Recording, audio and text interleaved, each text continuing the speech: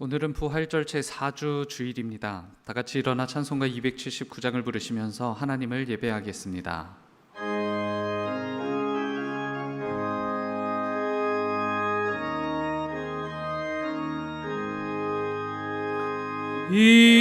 인내하신 그 새 주여 내가 비오니 죄인오라 하실 때에 날 부르소서. 주여 주여 내가 비오니 죄인오라 하실 때에 날 부르소서. 자비하신 보좌 앞에 꿇어엎드려 자복하고 회개하니 믿음 주소서. 주여 주여 내가 비오니 죄인오라 하실 때에 날 부르소서. 주의 공로 의지하여 주께 가오니 상한 마음을 고치시고 구원하소서. 주여 주여 내가 비오니 죄인오라 하실 때에 날 부르소서. 만복 근원으리 주여 위로하소서. 우리 주와 같으시니 어디 있을까. 주여 주여 내가 비오니 죄인오라 하실 때에 날 부르소서.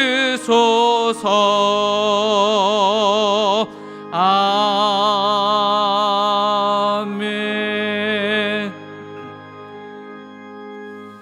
여호와여 내가 깊은 곳에서 주께 부르짖었나이다. 주여 내 소리를 들으시며 나의 부르짖는 소리에 귀를 기울이소서. 여호와여 주께서 죄악을 지켜보실진데 주여 누가 서리이까. 그러나 사유하심이 주께 있음은 주를 경외하게 하심이니이다. 나 곧 내 영혼은 여호와를 기다리며 나는 주의 말씀을 바라는도다. 아멘.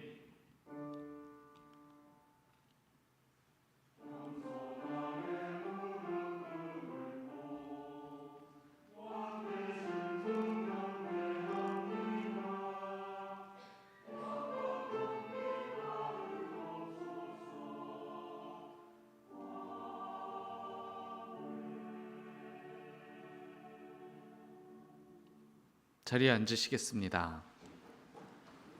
교독문 13번 시편 23편 말씀을 교독합니다. 교독문 13번 시편 23편 말씀입니다. 여호와는 나의 목자시니 그가 나를 푸른 풀밭에 누이시며 내 영혼을 소생시키시고 내가 사망의 음침한 골짜기로 다닐지라도 해를 두려워하지 않을 것은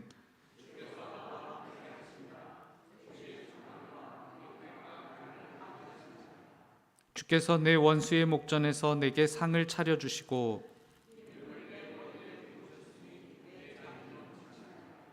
내 평생의 선하심과 인자하심이 반드시 나를 따르리니.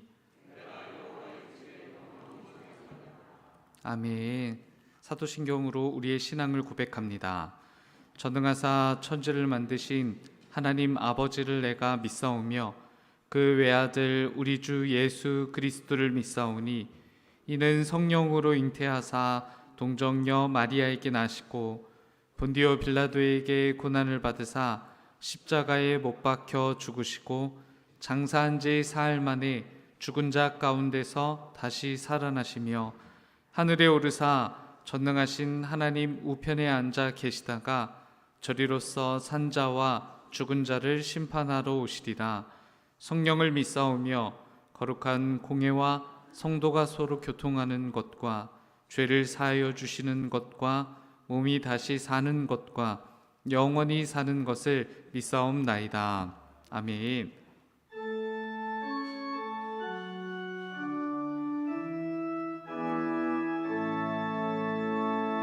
성부 성자와 성령 찬송과 영광 돌려보내세. 대초로 지금까지 또 영원 무궁토록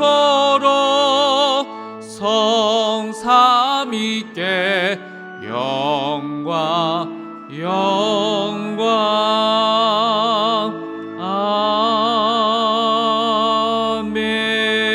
아멘. 강우식 권사님께서 오늘의 기도를 인도해 주시겠습니다.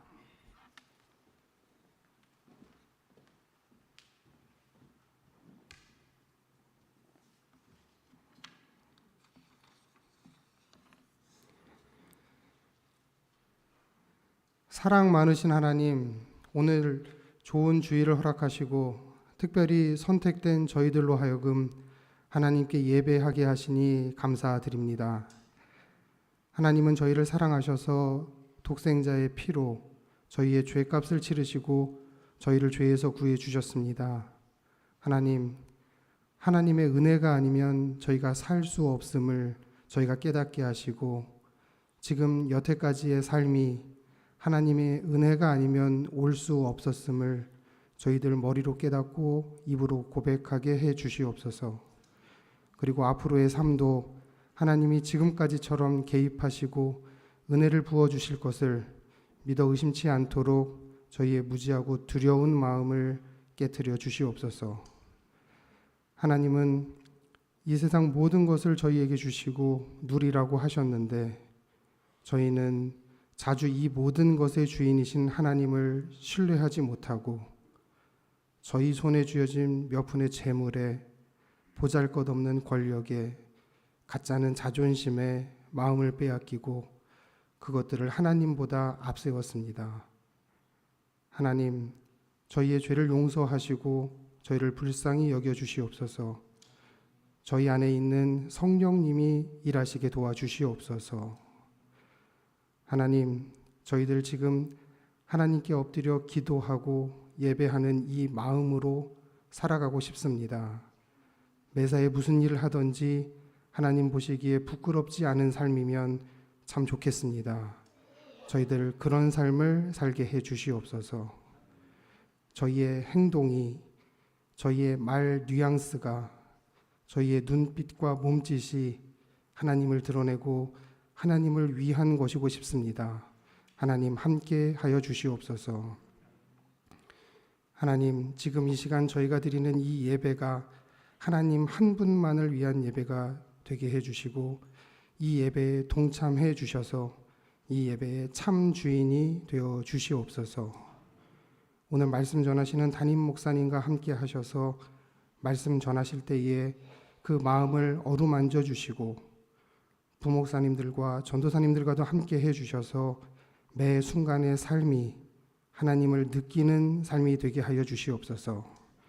예배를 돕는 성가대에도 함께 하셔서 저들의 찬양이 저들의 신앙 고백이 되게 해주시고 교사로, 식당 봉사로, 주차 봉사로 이런저런 일들로 봉사하는 모든 분들도 하나님 살펴주시고 그들의 마음이 하나님 한 분으로 충만하게 해 주시옵소서.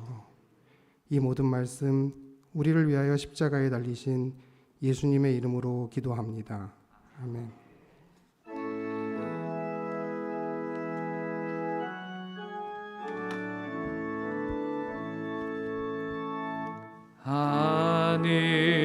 하늘에 계신 아버지 이름 거룩하사 주님 나라 임하시고 뜻이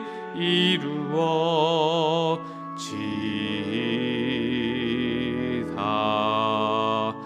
일용할 양식 주시고 우리들의 큰 죄 다 용서하옵시고 또 시험에 들게 마시고 악에서 구원하소서.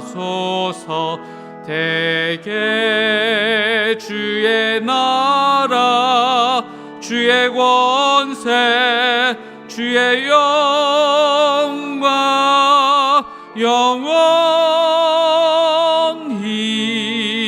영원히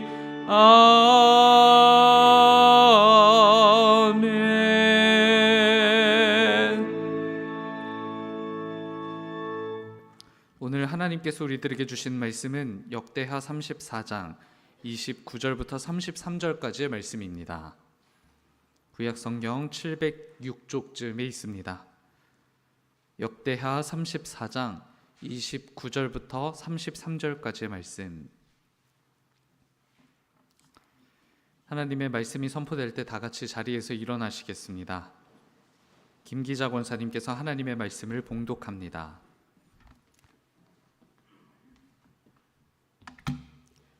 왕이 사람을 보내어 유다와 예루살렘의 모든 장로를 불러 모으고 여호와의 전에 올라가매 유다 모든 사람과 예루살렘 주민들과 제사장들과 레위 사람들과 모든 백성이 노소를 막론하고 다 함께 한지라.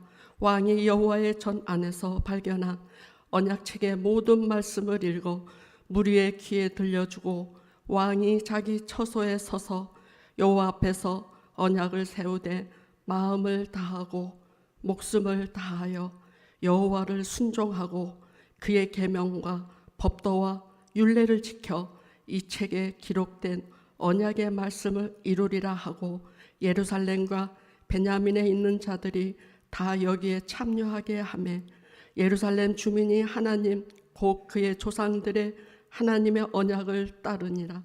이와 같이 요시야가 이스라엘 자손에게 속한 모든 땅에서 가증한 것들을 다 제거하여 버리고 이스라엘의 모든 사람으로 그들의 하나님 여호와를 섬기게 하였으므로 요시야가 사는 날에 백성이 그들의 조상들의 하나님 여호와께 복종하고 떠나지 아니하였더라. 아멘.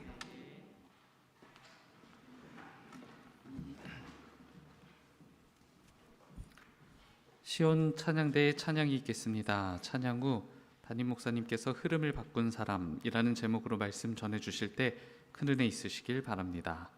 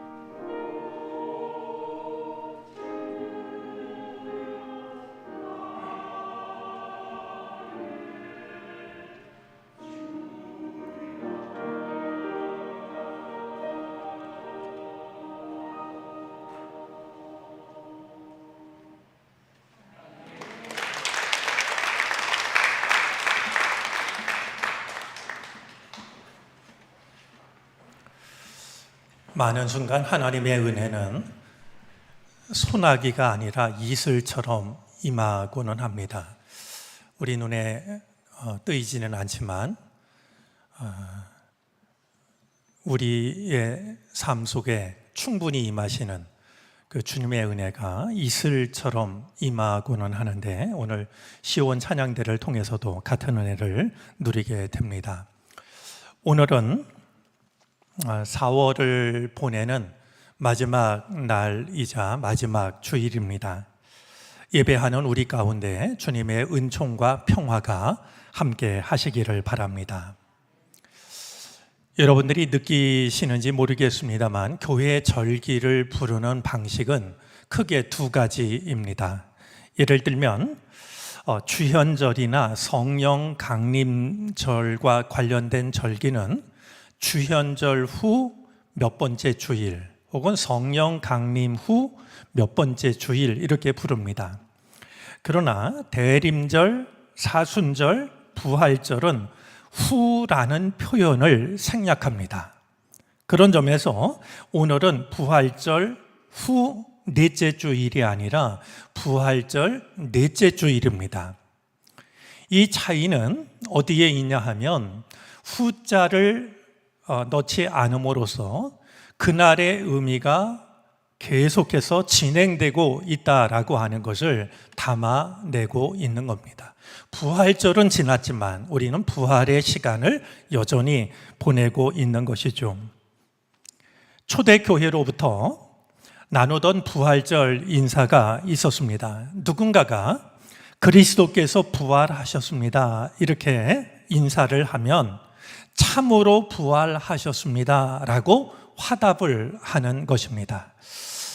우리가 한번 초대교회로부터 오랫동안 이어져 왔던 인사를 한번 부활절 넷째 주일을 맞아서 나누면 좋겠다 싶은데요. 제가 그리스도께서 부활하셨습니다 이렇게 인사하면 여러분들은 참으로 부활하셨습니다 이렇게 인사를 하시면 되겠습니다. 우리 인사 한번 나눠볼까요? 그리스도께서 부활하셨습니다. 네, 우리가 기억을 하고 이 부활절 기간을 보내면서 서로 같은 인사를 나눠도 좋겠다 여겨집니다. 우리 그리스도께서 부활하셨습니다. 누군가 나한테 인사하면 참으로 부활하셨습니다. 제가 영화를 본 것은 아니지만 글로 만난 영화 이야기가 있습니다. 케빈 레이놀즈 감독이 만든 부활이라는 영화인데요. 이 영화의 한 장면은 다음과 같습니다. 로마 군병이 총독 빌라도에게 보고를 합니다. 나사렛 예수께서 다시 살아났습니다. 그러자 이 총독 빌라도는 이렇게 말합니다. 그래? 그럼 다시 죽이면 되지. 참 기가 막힌 장면이라고 여겨지는데요. 로마 군병이 그리스도께서 다시 나사렛 예수가 살아났다라고 말하자 그럼 다시 죽으면 그만 아니냐 이렇게 대답을 하고 있는 장면이 영화 속에 들어있다라고 합니다. 이 빌라도가 했던 이 대사는 오늘 세상 속에서 믿음 없는 사람들이 부활에 대해서 가지고 있는 생각을 잘 담고 있다라고 여겨집니다. 사람들은 너무나도 쉽게 빌라도가 했던 말, 다시 죽이면 되지, 그런 생각을 반복합니다. 살아가다가 하나님의 살아계심을 느낄 때도 있지만 그 생각을 너무나도 쉽게 다른 생각으로 덮어버리고는 하는 것입니다. 이럴 때일수록 참으로 살아나셨습니다 라는 우리의 고백이 필요한 것 아닐까요? 입술로 드리는 고백이 아니라 우리의 삶으로 드리는, 참으로 살아나셨습니다. 이 고백이 마침내 다시 죽이면 되지라는 생각을 이기게 될 때 하나님의 나라는 우리 가운데 임하게 될 것입니다. 성경 통독 순서를 따라서 이번 주 우리가 만나게 된 성경은 역대기하입니다. 역대기상을 시작하면서 설명을 드렸습니다만 왕대일 교수님의 다음과 같은 이야기가 역대기서를 이해하는 데 도움이 될 것 같습니다. 역대기는 이스라엘 역사의 반성문입니다. 다 같은 역사 이야기라 해도 열왕기는 이스라엘 역사는 이러했다라는 투로 고발하지만 역대기는 이스라엘 역사는 이러해야 했다라는 투의 반성문을 담고 있습니다. 사무엘서나 열왕기서가 이스라엘 역사는 이러했다라는 방식으로 이스라엘 역사를 기록했다라고 하면 후대에 기록한 이 역대기는 이스라엘 역사는 이러해야 마땅했다, 이런 내용을 담고 있다라는 겁니다. 이런 중요한 관점을 마음에 두고 역대기를 읽으면 아마 우리에게 새롭게 와닿는 대목들이 적지 않으리라 여겨집니다. 열왕기서에 많은 이스라엘 왕들이 소개됐던 것처럼 역대기 안에도 많은 이스라엘 왕들이 소개가 됩니다. 이 많은 왕들 중에서 오늘 우리가 생각하려고 하는 왕은 유다의 요시야 왕입니다. 이 요시야 왕은 남유다는 물론 북이스라엘 통틀어서 선한 왕으로 평가를 받는 몇 안 되는 왕 중에 하나입니다. 사실 생각을 해보면 이 요시야는 선한 왕이 되기에는 너무나도 큰 어떤 장애물이, 악조건이 있었던 사람입니다. 이 요시야가 선한 왕이 되기 어려운 참 큰 어려운 점이 몇 가지가 있었는데요. 무엇보다도 이 요시야 왕의 할아버지가 므낫세입니다. 우리가 잘 알고 있는 것처럼 이 므낫세는 이스라엘의 모든 왕 중에서 악한 왕의 대명사에 해당이 되는 말이죠. 아주 악한 왕으로 유명했던 므낫세가 요시야 왕의 할아버지였던 겁니다.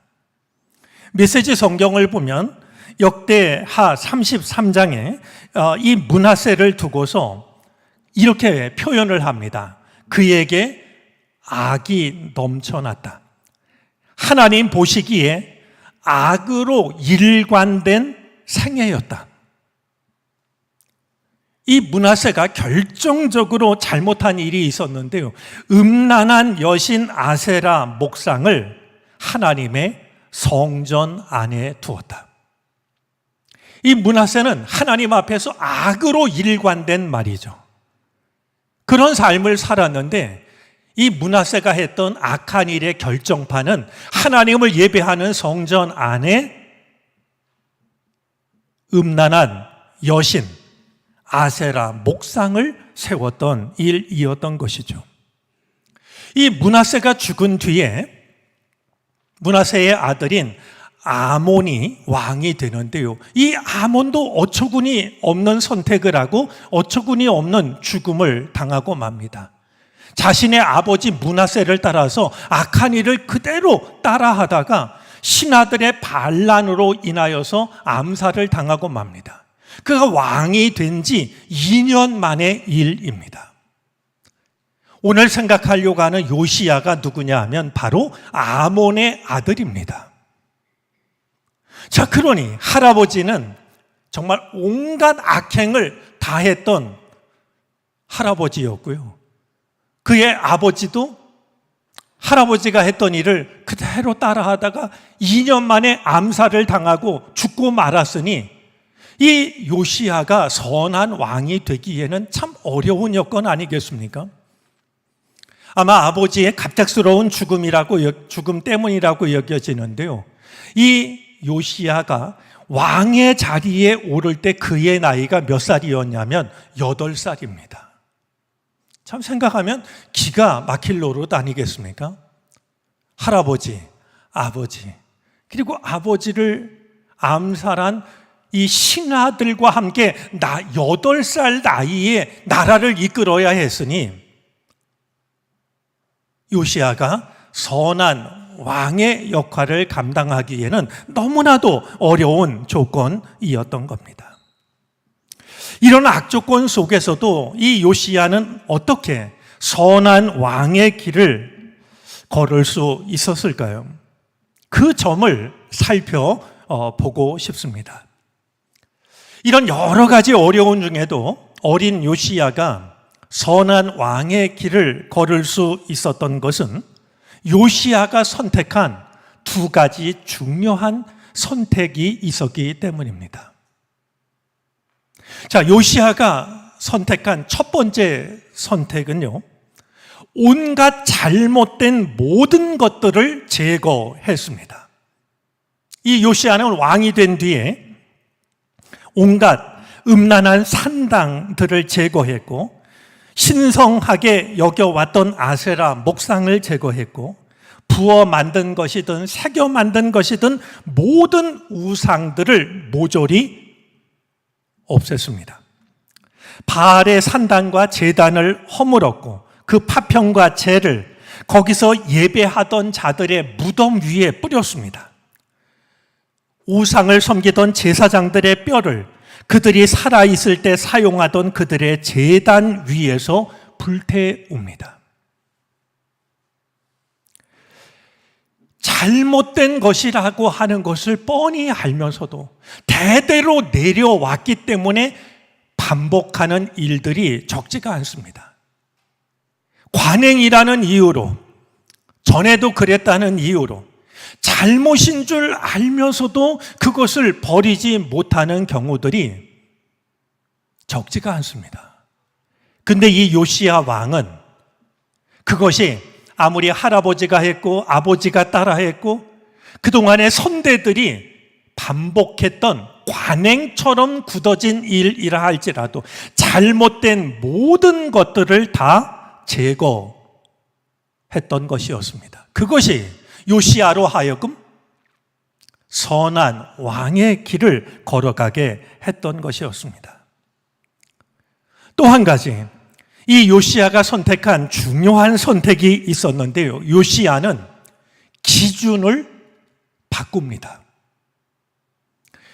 우리가 확인했던 것처럼 이 므낫세가 했던 일을 그의 아들 아몬이 하고 또 아몬이 했던 일을 아들이 따라하기 쉬웠지만 요시야는 기준을 바꿨습니다. 무엇보다도 요시야는 아버지 아몬을 기준으로 삼았던 게 아니고요. 혹은 오랫동안 왕의 자리에 있었던 할아버지 므낫세를 기준으로 삼았던 게 아니라 8살 나이에 왕이 되면서 그는 다윗을 기준으로 삼습니다. 내가 누구를 본받아야 될까? 내가 누구처럼 살아야 될까? 다윗이 보여준 길을 똑바로 따라가기 시작했고 왼쪽으로나 오른쪽으로나 한 걸음도 벗어나지 않았습니다. 나에게 있어서 올바른 롤 모델이 누구일까를 고민했고 마침내 내가 따라서 살아야 할 사람으로 다윗을 정했던 것이었습니다. 어린 나이였고 주어진 상황은 참으로 어려운 상황이었지만 그럴수록 요시야는 이럴 때 다윗이라면 어떤 선택을 했을까? 이럴 때 다윗이라면 어떤 결정을 했을까? 다윗을 늘 떠올리면서 좌로나 우로나 치우치지 않는 삶을 살아갔던 것입니다. 시간이 된다면 이야기를 나누고 싶습니다만 여러분들에게 있어서 롤 모델은 누구인지요? 오늘 우리들의 삶이 때로는 허전하고 많은 순간 흔들리는 이유 중에는 롤 모델이 없기 때문일지도 모릅니다. 내가 저 사람처럼 살아야지. 내가 저분처럼 살면 얼마나 좋을까? 나의 믿음이 저분을 따라가는 믿음이 될 수 있다면 얼마나 좋을까? 이런 생각을 하지 않고 각자가 각자의 삶을 살아가다 보니까 어느새 우리의 삶은 중심을 잃어버린 삶이 되어버린 것이 아닐까 하는 생각을 하게 됩니다. 이제라도 내가 충분히 신뢰하고 따라갈 만한 내 삶의 롤 모델, 내 믿음의 롤 모델을 찾아보면 좋을 것 같습니다. 우리 주변에 있는 누군가를 통해서 찾아도 좋고, 아니면 성경 속에 나오는 어떤 인물을 생각해 봐도 좋을 것 같습니다. 한 걸음 더 나아가서, 이왕 롤 모델이라는 말씀을 드렸으니 한 걸음 더 나아가서 여러분에게 부탁하고 싶은 게 있습니다. 여러분들이 누군가에게 좋은 롤 모델이 되어주기 바랍니다. 우리들의 자녀들이 우리들을 보면서 그래, 나도 엄마 아빠처럼 살면 참 좋겠다. 우리들의 믿음을 보고서 나도 엄마의 믿음을 본받아야지, 아빠의 믿음을 나도 지켜야지, 이런 생각을 할 수 있다라고 하면 우리들의 삶은 결코 무의미한 삶이 되지 않을 것입니다. 이 요시야가 다윗보다도 더 중요한 기준으로 삼은 것이 있습니다. 다윗을 자기의 롤 모델로 삼은 것도 의미 있는 선택이었지만 그보다 더 중요한 선택을 하는데요, 요시야는 하나님의 말씀을 기준으로 삼았습니다.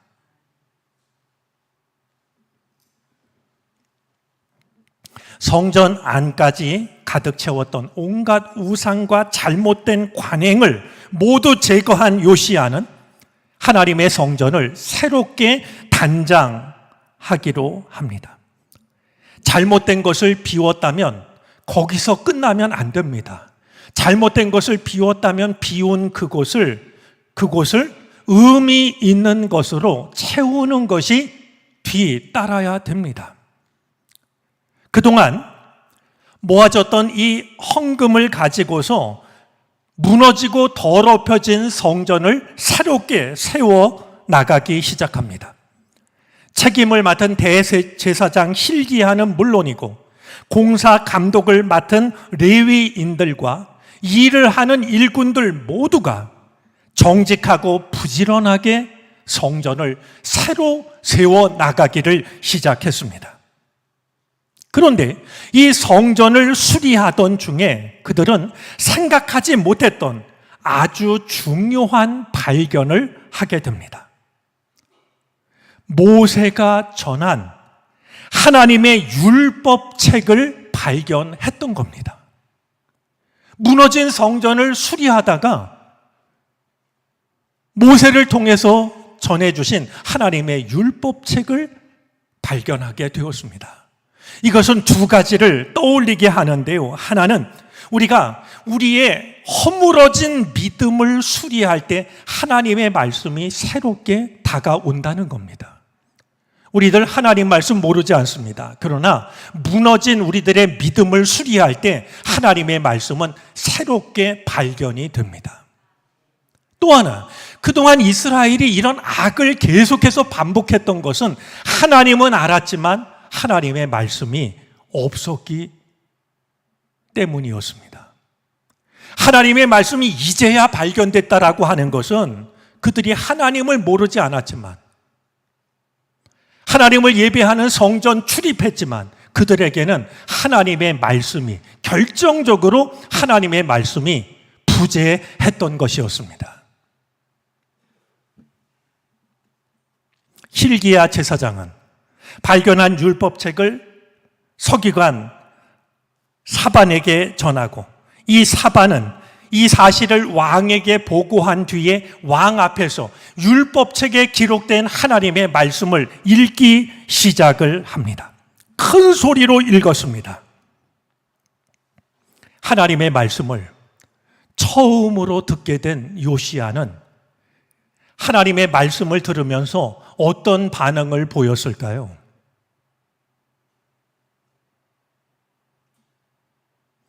이 요시야는 하나님의 말씀을 처음으로 듣게 된 그 순간, 하나님의 말씀을 다 들은 뒤에 애통해하면서 자신의 옷을 찢습니다. 슬퍼하고 괴로워하면서 자기가 입고 있던 왕의 옷을 찢었습니다. 하나님의 말씀을 듣고 나니까 그동안 자신들이 얼마나 잘못된 삶을 살았는지, 왜 자신들이 이 많은 고난을 당하고 있는지를 비로소 알 수가 있었기 때문입니다. 하나님의 말씀을 듣고 자신의 옷을 찢었던 이 요시야는 하나님의 말씀을 듣는 자의 태도를 생각하게 합니다. 요시야와는 전혀 다른 모습을 보인 사람이 있기 때문입니다. 다름이 아니라 요시야의 아들이었던 여호야김이 보인 태도입니다. 어느 날 하나님의 말씀이 예레미야에게 임합니다. 예레미야가 자신에게 임한 하나님의 말씀을 바룩에게 받아 적게 합니다. 그렇게 기록된 이 하나님의 말씀이 마침내 여호야김 왕 앞에서 서기관 여후디에 의해서 읽히게 됩니다. 그런데 이 여호야김 왕은 하나님의 말씀이 자신에게 전해지게 될 때 자신의 아버지 요시야가 보였던 태도와는 너무나도 다른 태도를 보입니다. 요시야는 하나님의 말씀을 들으며 너무나 마음이 괴로워서 자신의 옷을 찢었는데, 여호야김은 하나님의 말씀을 찢었습니다. 여후디가 서너 쪽을 낭독하면 여호야김은 읽은 부분을 칼로 잘라내서 화로불에 집어 던집니다. 듣기 싫다고 말이죠. 읽은 부분을 칼로 잘라서 화로에 집어 던졌던 겁니다. 그렇게 예레미야 36장 23절은 그렇게 온 두루마리를 다 화로불에 태웠다라고 기록합니다. 이 일을 두고 예레미야 36장 24절은 이렇게 기록합니다. 왕과 모든 시종들은 그 말씀을 다 듣고 나서도 겁을 내지 않았고 옷을 찢지도 않았다.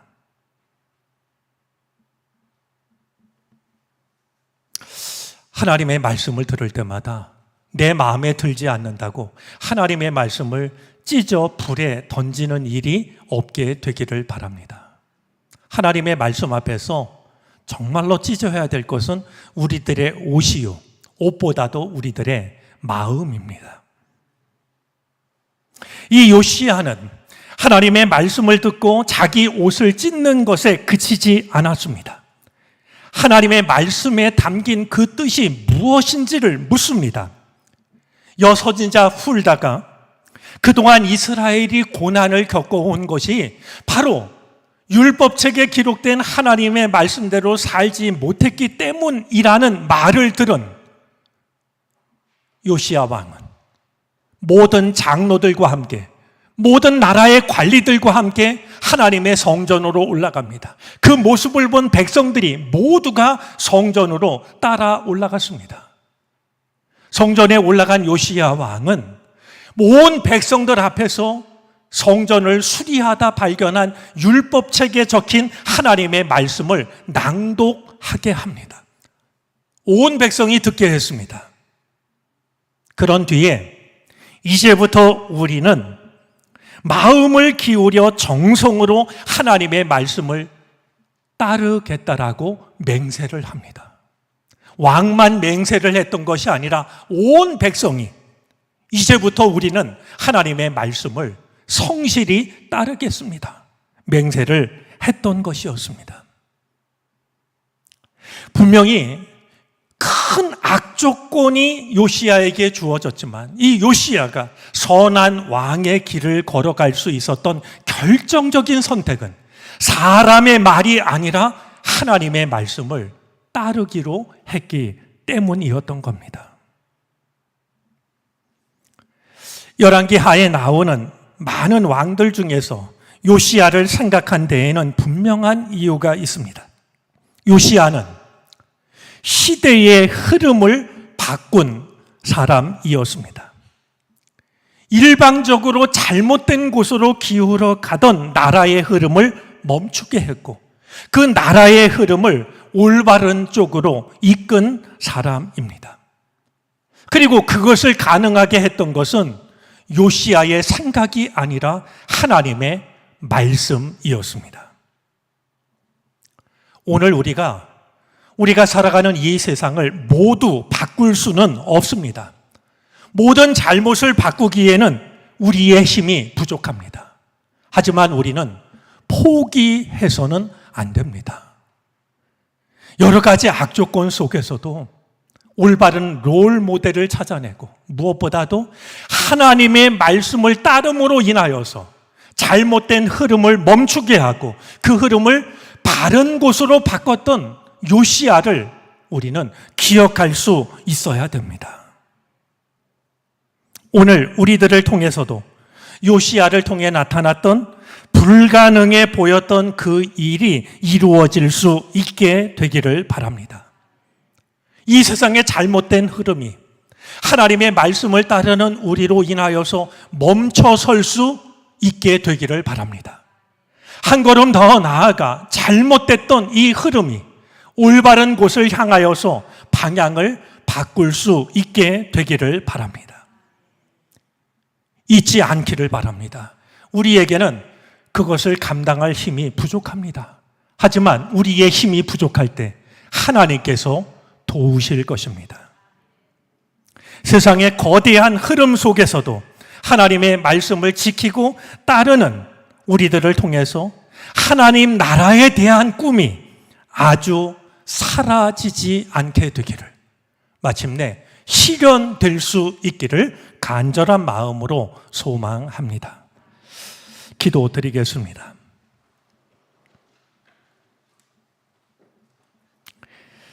하나님 나라를 이루기에 세상은 거칠고 우리는 약합니다. 하지만 하나님의 말씀을 따르는 우리로 인해 하나님 나라에 대한 꿈이 지워지지 않게 해 주시고 마침내 실현되게 해 주옵소서.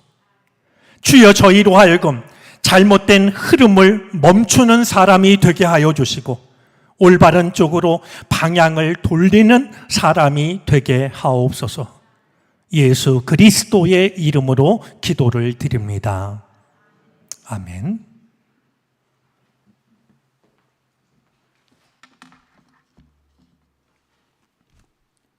찬송가 288장을 찬송합니다. 마지막 절을 부르실 때 다 같이 자리에서 일어나 드리신 예물을 하나님께 봉헌하시겠습니다.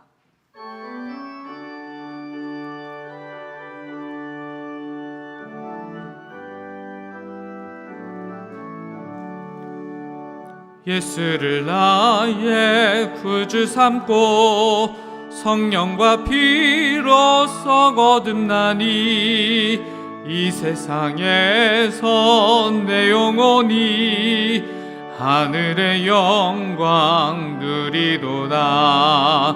이것이 나의 간증이요 이것이 나의 찬송일세. 나 사는 동안 끊임없이 그 주를 찬송하리로다.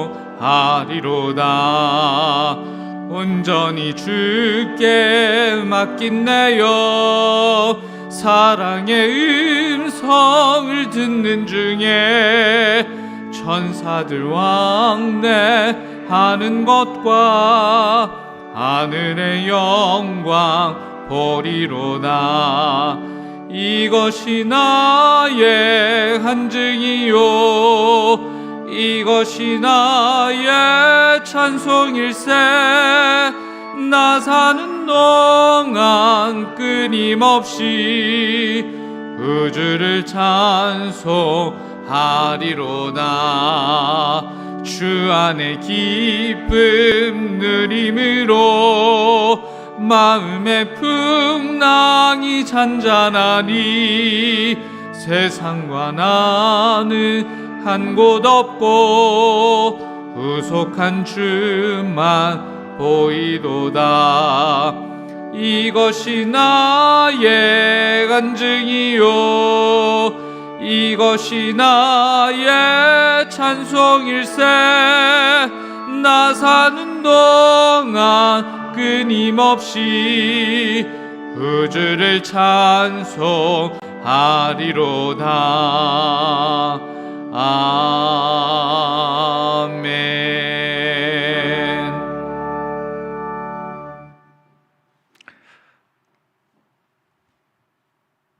무덤의 문을 여신 주님의 은총이, 죽음의 권세를 이기신 주님의 은총이 여전히 이어지고 있음을 믿습니다.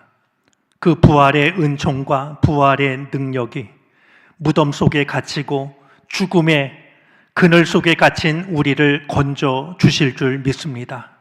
예배하는 우리들에게 그 은혜를 허락해 주옵소서. 오늘도 우리는 주님 앞에 나와 예배를 드리며 우리 삶의 모든 형편과 사정을 주님 앞에 내어 맡깁니다. 수고하고 무거운 짐진 자를 부르셨던 주님, 우리 삶의 무거운 짐, 우리 마음의 무거운 짐을 주님 앞에 내려놓사오니 평화의 왕 되신 주님 모두 받아주시옵시고 세상이 알 수 없는, 세상이 빼앗을 수 없는 하늘의 평화를 허락해 주시옵소서. 하루를 어렵게 버틸 한 줌의 평화가 아닌 평화가 필요로 하는 이들을 붙잡아 주고도 넉넉한 하늘의 평화를 허락해 주시기를 바라고 원합니다. 주님, 우리는 약하고 주님, 우리는 부족합니다. 우리의 약함을 불쌍히 여겨 주옵소서. 우리의 부족함을 긍휼히 여겨 주옵소서. 채우시고 기가 막힐 웅덩이와 수렁에서 우리를 건져 주옵소서. 합력하여 주의 뜻을 나타내 주시옵소서. 오늘은 염려하지만 내일은 감사할 수 있도록 우리의 걸음을 인도해 주옵소서. 예물 속에 담긴 간절한 기도와 간구를 주께서 받으시고 주님의 선한 뜻을 따라 응답해 주시옵소서. 이곳에 세우신 정릉교회가 이 땅을 향하신 아버지 하나님의 선한 뜻을 넉넉히 감당하게 하시옵소서. 감사를 드리며 예수 그리스도의 이름으로 기도를 드립니다. 아멘.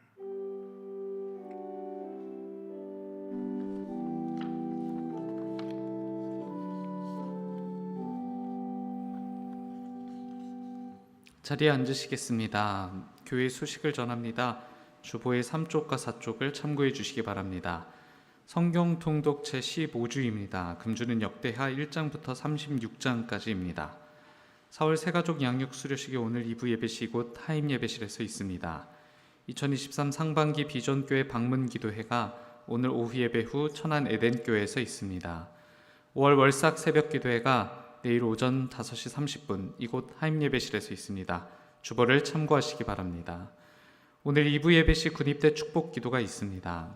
유아 및 아동 세례식이 다음 주일 2부 예배시 진행됩니다. 정릉교회 창립 70주년 기념 사업 제안서를 4월까지 제출하실 수 있습니다. 교회 냉난방기 교체를 위한 특별헌금을 5월까지 이어갑니다. 온라인 성경 통독 및 성경 필사를 교회 홈페이지를 통해 하실 수 있습니다. 성북지방 교역자 회의가 5월 4일 목요일 11시 월곡교회에서 있습니다. 교육부 소식입니다. 4월 교육목회 협의회가 오늘 오후 12시 30분 유아부실에서 모입니다. 오늘 교회학교 떡볶이데이가 총 6교회 후원으로 진행됩니다. 청년부에서 청년 만남 쇼팅 두 번째 시즌 우리 지금 만나라는 주제로 5월과 6월간 이어집니다. 청소년부와 청년부에서 2단 세미나 숨은 2단 찾기를 5월 14일 주일 오전 10시 30분 지하 1층 나임 예배실에서 바른미디어 조미든 목사를 모시고 진행합니다. 당일 청년부 예배는 청소년부와 함께 예배합니다. 모임 소식입니다. 속회공과 교육이 오늘 수요일 수요 예배 후 이곳 하임 예배실에서 진행합니다. 새가족 양육위원회 기도회가 다음 주일 오전 9시 30분 새가족실에서 모입니다. 5월 정기기획위원회가 다음 주일 오후 12시 30분 기획위원실에서 있습니다. 교우 소식입니다. 요양원 및 병원에 입원 중인 환우들 기억하여 기도해 주시길 바랍니다. 김남경 집사님 퇴원하셨습니다. 섬김 소식입니다. 김상철 권사님, 이윤근 권사님 범사에 감사하며 화분을 봉헌합니다. 교회 예배 섬김란을 확인해 주시고 섬김에 동참해 주시길 부탁드립니다. 담임 목사님께서 성도의 교제를 인도해 주시겠습니다.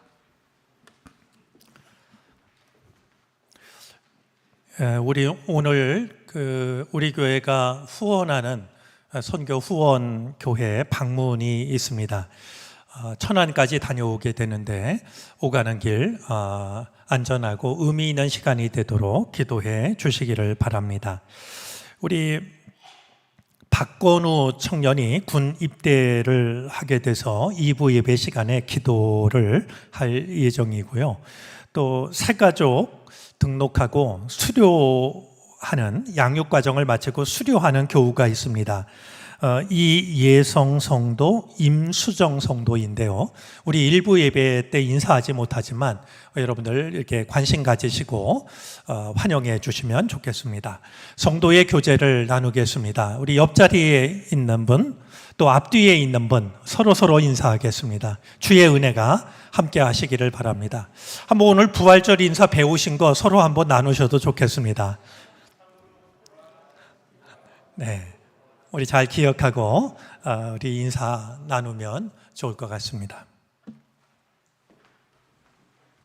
다 같이 일어나셔서 결단 찬송 부르시겠습니다. 찬송 후에 담임 목사님의 축도로 예배를 마칩니다.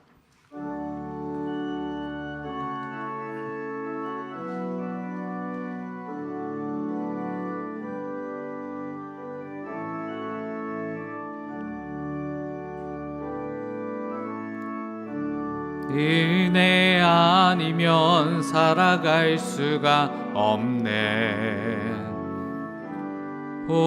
호흡마저도 다 주의 것이니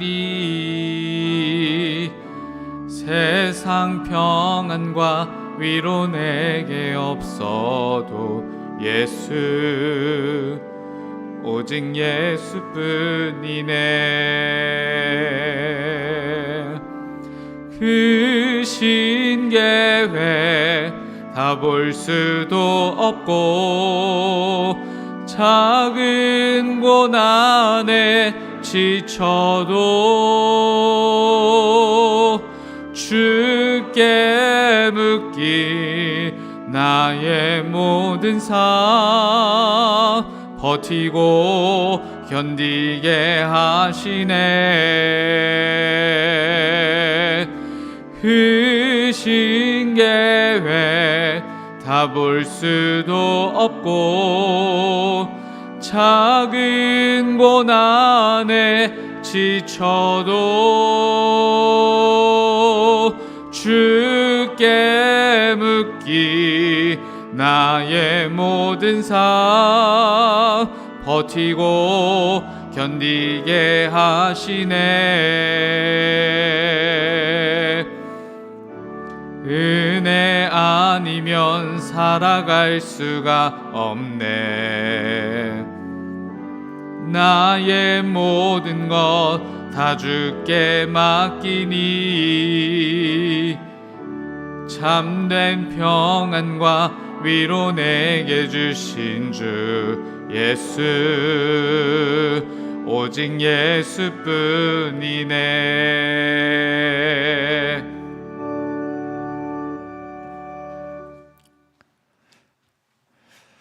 세상은 거칠고 거대하며 우리의 힘으로 세상을 바꾸기에 우리는 너무나도 약합니다. 내 생각이 아닌, 내 판단과 내 의지가 아닌 하나님의 말씀을 따름으로 잘못된 흐름을 멈추게 하시고 잘못된 흐름을 선한 곳으로 바꿀 수 있는 오늘 우리의 믿음이 되게 해 주옵소서. 그럴 수 있도록 우리의 삶을 하늘의 은혜로 채워 주시옵소서.